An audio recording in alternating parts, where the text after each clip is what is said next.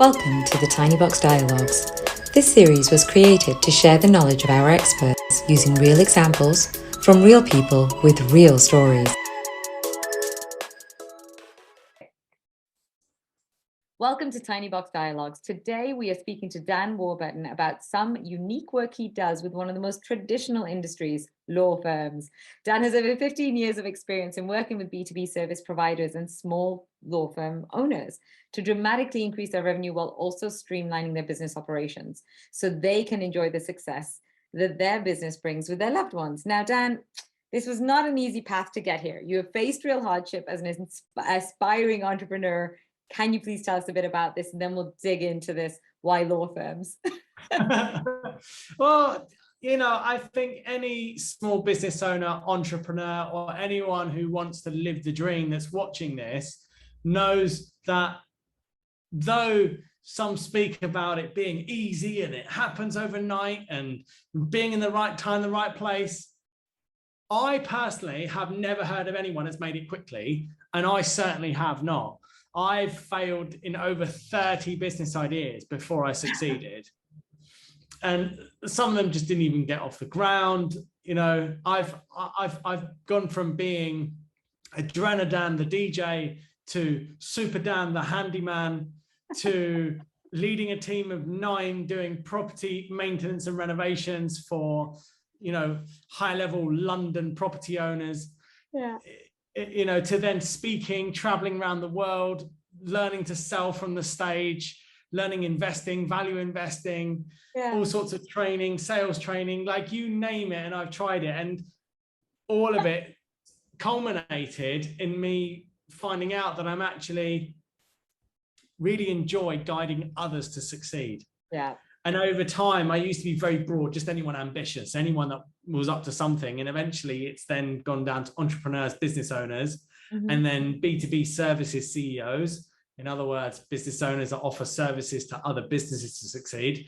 And then from all my clients, the ones that I saw got the greatest results, that obviously because of that I enjoyed working with the most, were actually small law firm owners. So here I am now as the coach that enables small law firm owners to succeed. That's fantastic, and quite a journey to go through to get there. I have to, just regarding your persistence, you once dropped that you had done 200 courses in entrepreneurship and self-development. Is that right? Yeah, 200 programs between self-study books that you go through or full-blown 1-year-long leadership management and entrepreneurism programs. Yeah, the whole lot, 200 courses. I've even completed a program where I did 51 days of yoga in the Himalayas with a yogi at 4,250 meters above sea level. Yeah. And do you still practice? Did it instill every single day? Fantastic. Every day. Yeah, it stays with me. Maybe that's what it takes, thin air, to get it right. So listen, you did say that you had moved to law firms because that's where you've seen the most results, I guess. Is that why you chose law firms? Just because you can see the tangible results of your work? Yes, because as I've become a coach that's specializing with business owners, you'd think, well, it's all about the bottom line. It's all about the money. But then I noticed that there's many people who have money that are financially succeeding, but are working 70 hours a week, have relationships that have totally fallen apart. Their health isn't good. They're overweight. They don't like what they see in the mirror. And so I then realized, well, if I'm coaching this individual in how to become financially successful, but we're not working on why they're working 70 hours a week and their relationships are falling apart and they are miserable, then it just doesn't make sense. So in the end, what I found is that I work with my clients to first get their hours down whilst they maintain increasing, whilst they maintain their current earning rates. But then I was hit. Sorry, I have to ask though, that because this is a very traditional field, and I know lots of lawyers who work 70 hours a week. It sounds like you're going in from a holistic perspective and that you're trying to balance their entire lives. But how do you get them to buy into that? Because traditionally, law firm is by hour, it's fee by hour. So how are you getting them to, first of all, buy into this you know what, you need to create balance in your life. So do you find that they've already hit that wall when they come to you? Yeah, and very well said. And it's funny, it's just what I was about to say. When I first started doing this, I noticed that, or what I discovered was, when law firm owners hear work less, they think, oh, earn less. Yeah.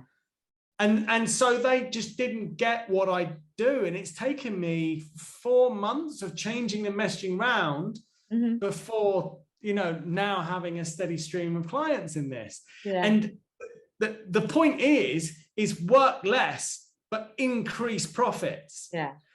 And then I get asked, but how do you do that?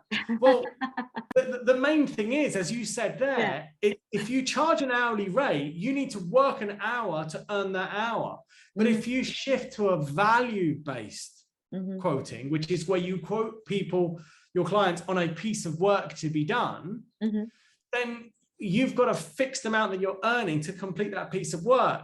And let's say that you're earning £250 an hour usually, and you quote 500 for this piece of work, but you get it done in an hour and a half, then all of a sudden you're earning, a fair bit more than 250 an hour. And so based on that, all of a sudden you can then start to work less hours throughout the day, and then your profit margins increase.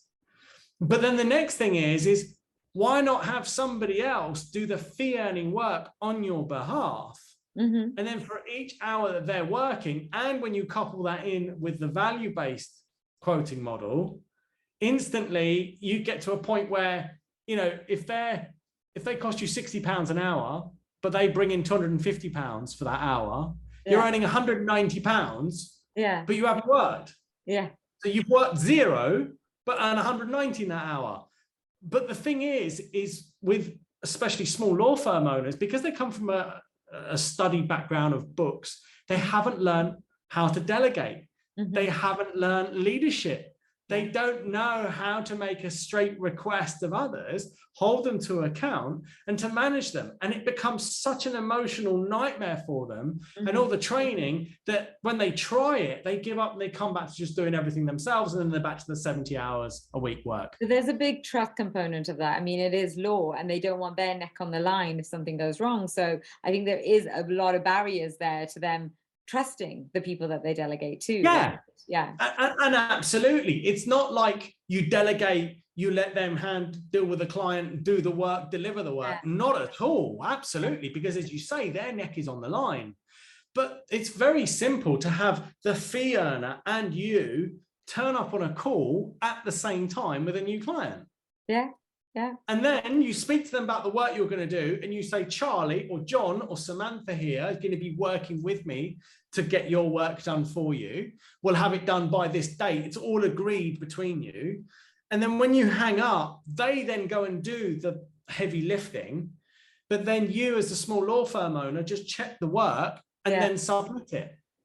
I mean, it's, it's so funny, because I think it's your entrepreneur background that brings you here, because I think of like 4-hour work week, and the big premise there is you should be paying people to do the work that, that is below you. You need to be doing the work that you should be doing and pay somebody else to do the other work. So it's very familiar, but only to entrepreneurs, because a lot of people that are in law firms have never read these books, right? They've never actually experienced entrepreneurship. You've got it.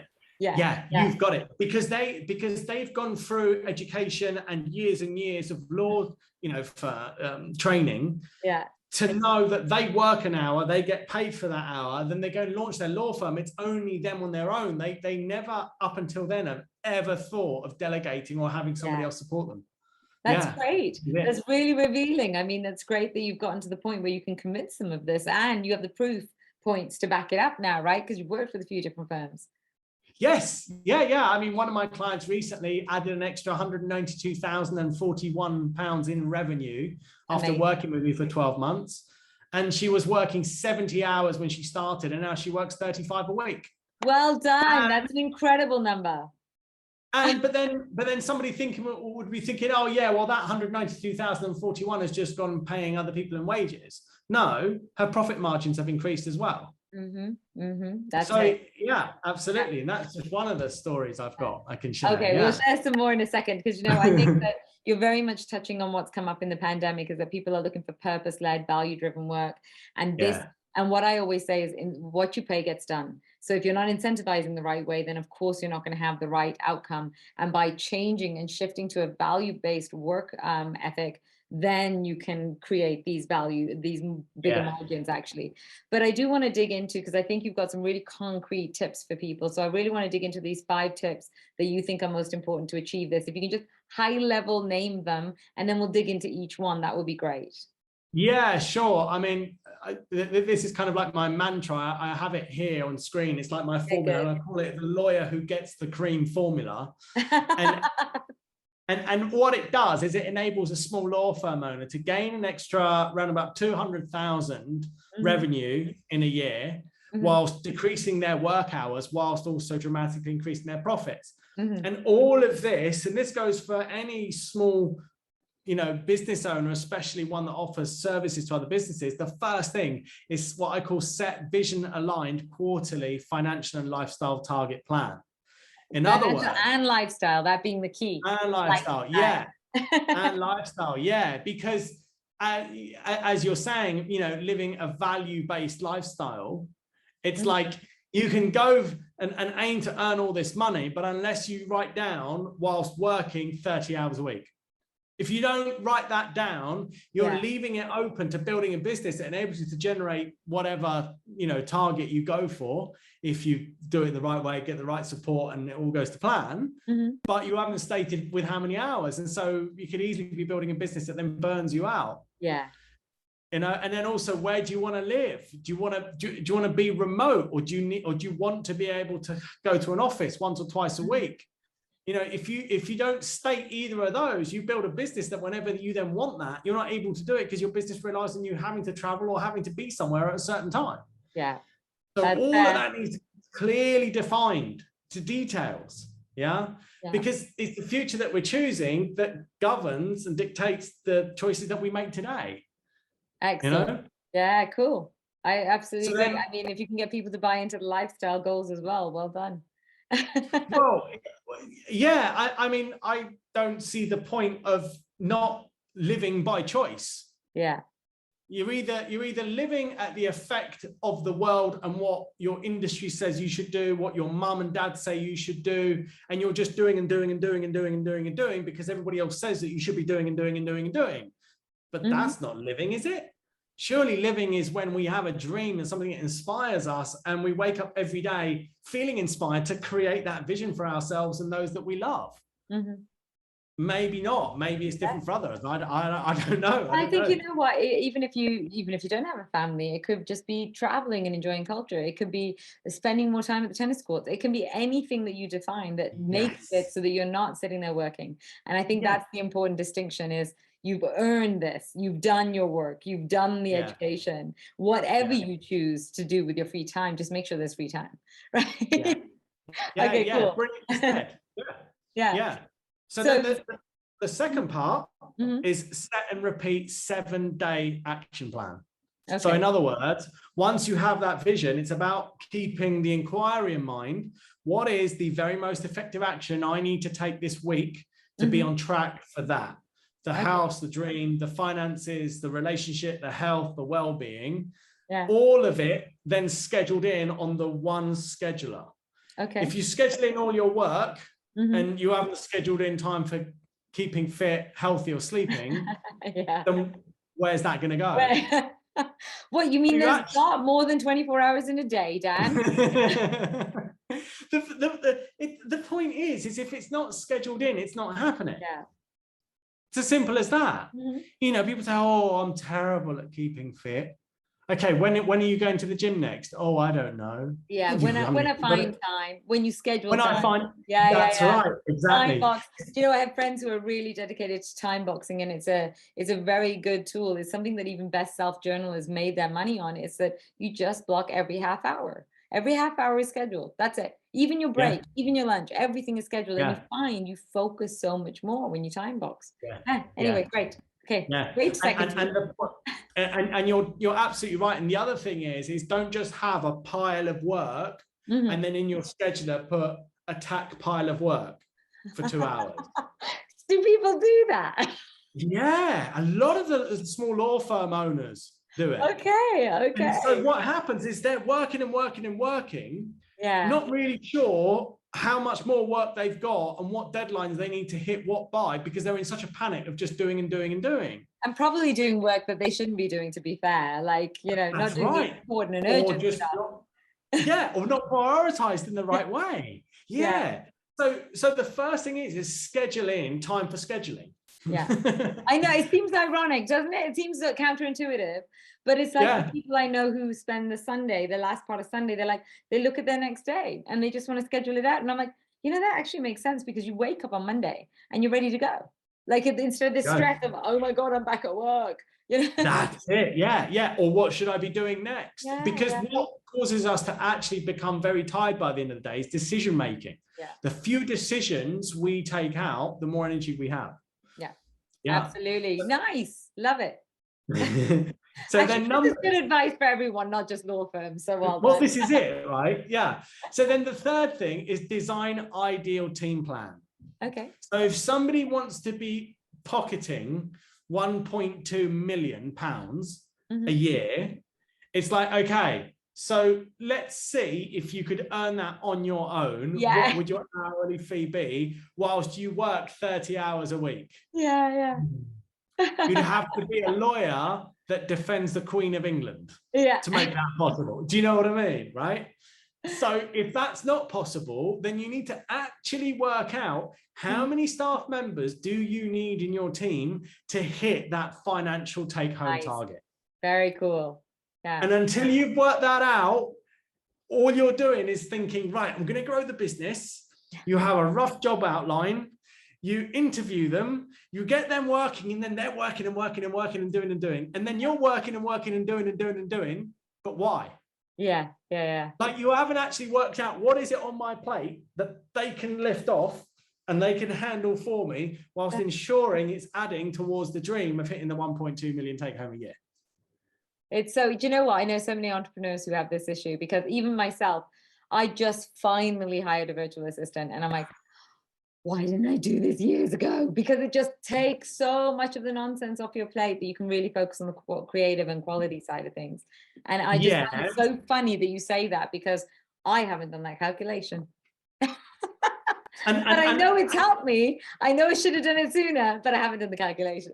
and the challenge is actually different for you, Raj, because in the time that I've worked with you and we've been speaking and communicating, I know you are very organized and you've got amazing systems. And so everything is done properly and in the same order and in the same way, and you keep everything in the same folders. When your VA came in, you went, hello, hi. This is how we do things around here. This goes in there, that goes there, delete that, move around, that's here. If you got that, great. Next one. Right, for this, what we do is we do this. Am I mistaken?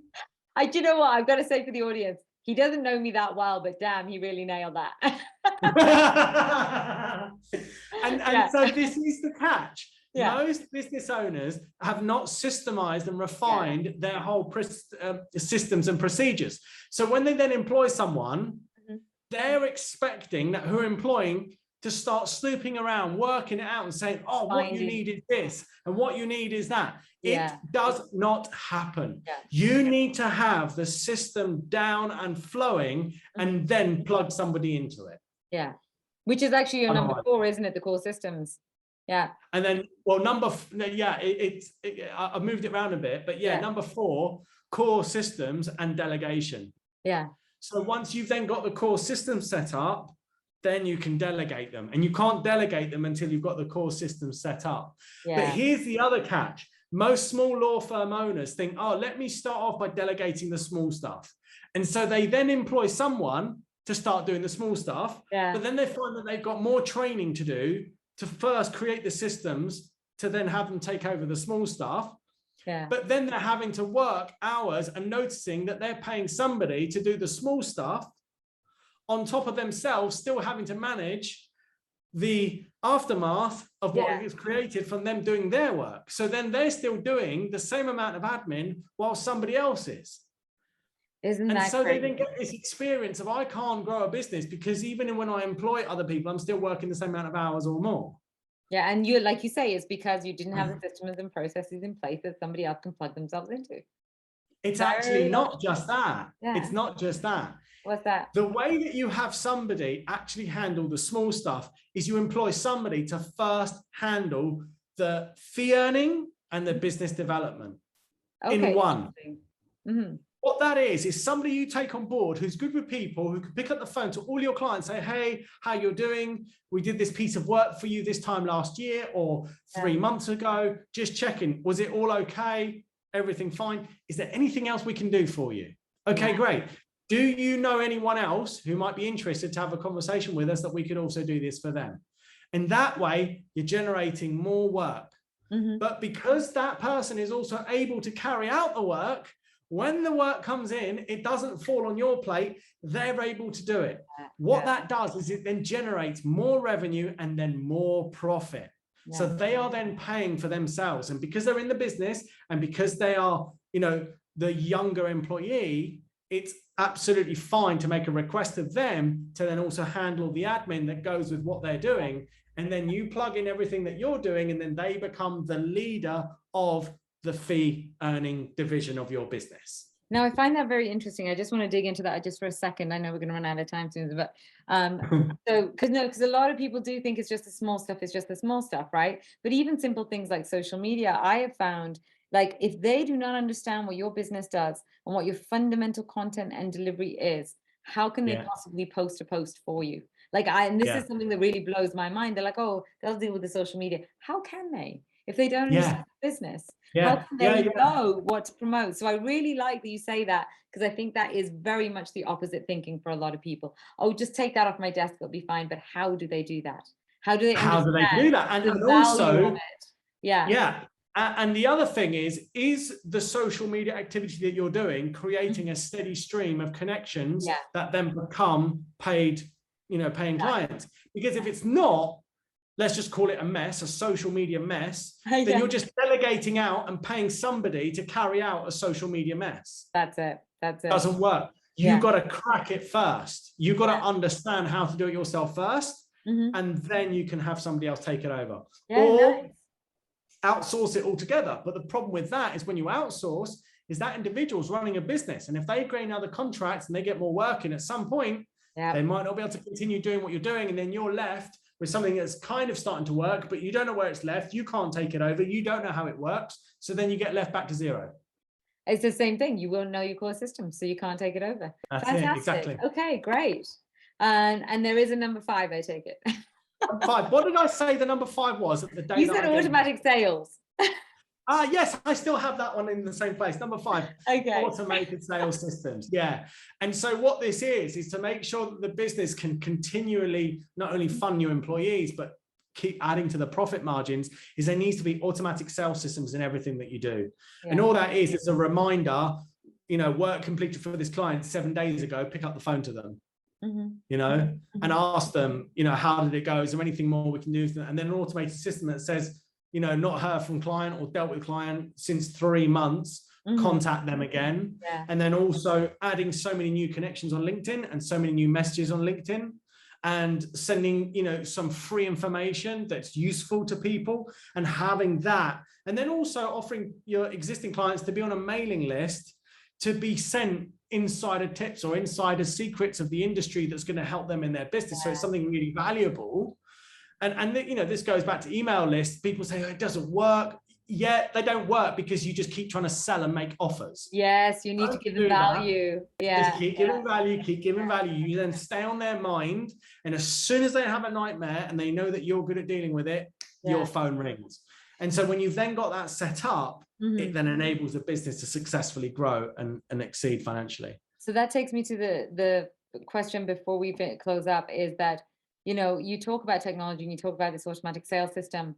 Where do you see law firms heading in the future when it comes to tools and technology and standardization? Because I got to tell you, I see lots of opportunity for that to be the case, that technology can take care of some of these things, but they seem the most resistant to it, right? So I just wonder where you think it's heading, and if you think, you know, because you're in the midst of it, and I know a lot of great technology. has come from solving some of the problems that you're solving. So Yeah. are you planning to build a tech, or do you see this being the future, or what? No, I mean, there's a few out there that are already perfectly good for managing legal firms' workflow.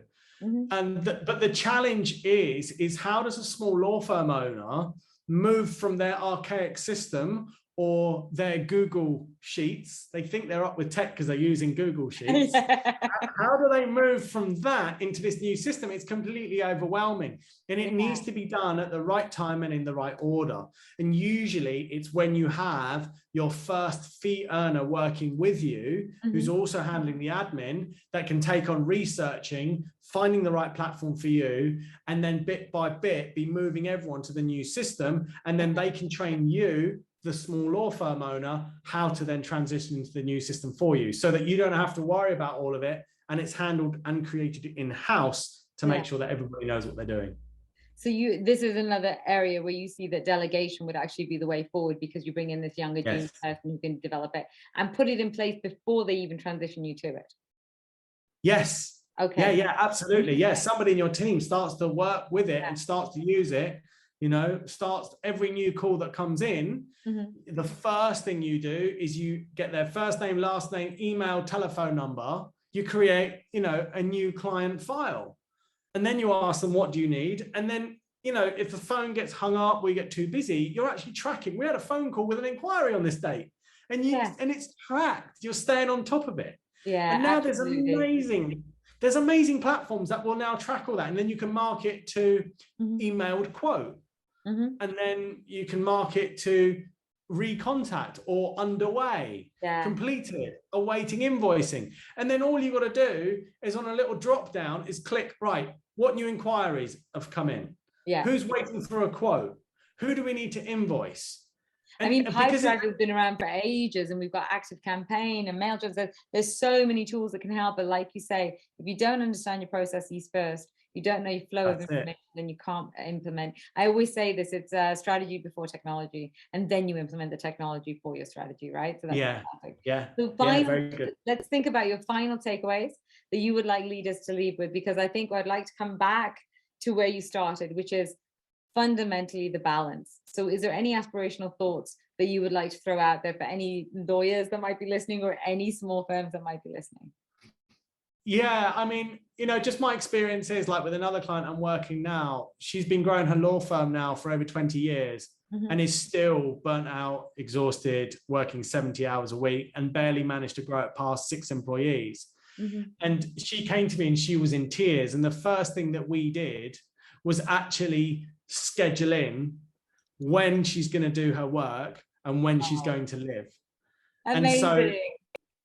And so unless you schedule in what is important to you, it won't happen. There's no such thing as spare time, free time. And if you're a young law firm owner or somebody that's young in business, don't think that when you're earning the millions, you'll then retire. Because the art is to master such a balance today that brings you so much enjoyment that you never want to retire. Yeah, that's it. The success factor is that success needs to be redefined. What success means to you. Fantastic. So I have one last question before I close this out. Are you following your own advice? Yes, I sleep 8 hours a night. I practice yoga for 1 hour a day, and that includes 20 minutes meditating. I'm actually vegan. I don't eat colorings, preservatives. And I live a very relaxed, easy lifestyle here in the south of Spain, usually on beaches on the weekends with my little baby daughter of 2 and little tiny baby daughter of 1 month. So, amazing. Bravo. Walking the talk is really important when it comes to leadership. So I love that. Thank you so much. So there you have it. Remember, you can go from efficiency to profitability and dramatically increase your revenue, but you got to balance your lifestyle and your work properly. This audio will be shared on Spotify. This video will be shared on YouTube. Thank you for joining us. You'll be able to find Dan's information underneath both. And thank you so much, Dan, for joining us. Thanks so much. Bye.